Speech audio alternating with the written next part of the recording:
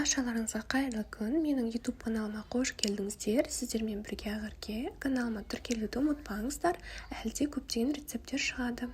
Бүгін сіздермен осындай өте дәмді картошка фританды қытырлақ, дәмді пісе салып, ыдыстарыңызда қалмай қалатын тіске басардың рецептісімен бөлісетін боламын.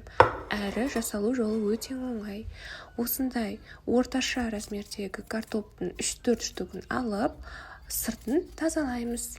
Тазаланған картопымызды жақсылап жуып, осындай кішкентай кубиктерге сосын турап шығамыз. Тураған картопымызды ыдысқа салып, оның үстіне осылай су құйып, 1 шай қасық тұзымызды салып аламыз. Енді картопымызды осылай плитаның үстіне қойып, жұмсарғанша суды жақсылап қайнатып аламыз. Дайын қайнаған картопымыздан судың бәрін төгіп тастаймыз. Негізі су қалдырмауға тырысыңыздар. Өйткені су қалып кетсе, сұйық болып, кейін массамыз шықпай қалуы мүмкін. Енді картопымызды осылай жақсылап езіп пюреге айналдырған соң, 2 ас қасық жүгері крахмалын қосамыз. Яғни кукурузный крахмал.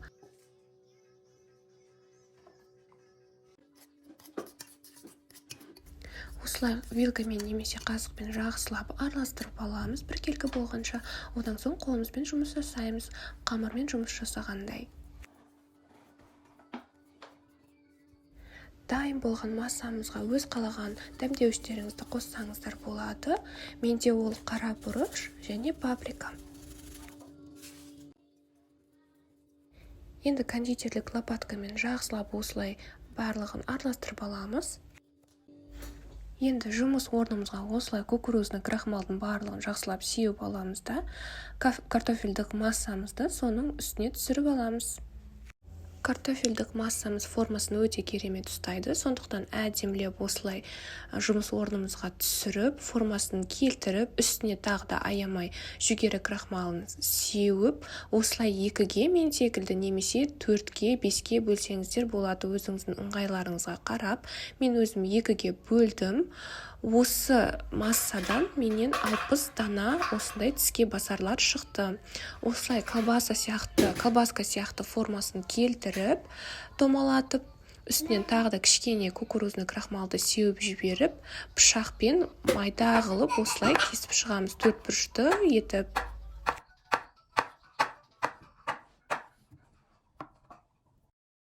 Тіске басарларымыздың формасы әдем болып шығу үшін мен осылай үстінен вилкамен бір басып шықтым. Табамызға осылай пісте майымызды құйып, жақсылап қыздырып, содан соң қызып тұрған майға осылай бауырсақ секілді 2 жағынан жақсылап золотистый, яғни алтын түстес болғанша жақсылап 2 жағынан қуырып аламыз.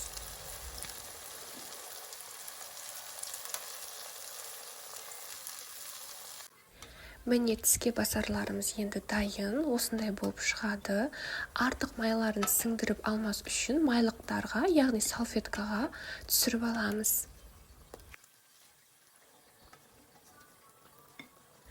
Осымен біздерге тіске басарларымыз дайын. Сіздермен бірге болған ақерке. Астарыңыз дәмді болсын. Каналға тіркелуді ұмытпаңыздар.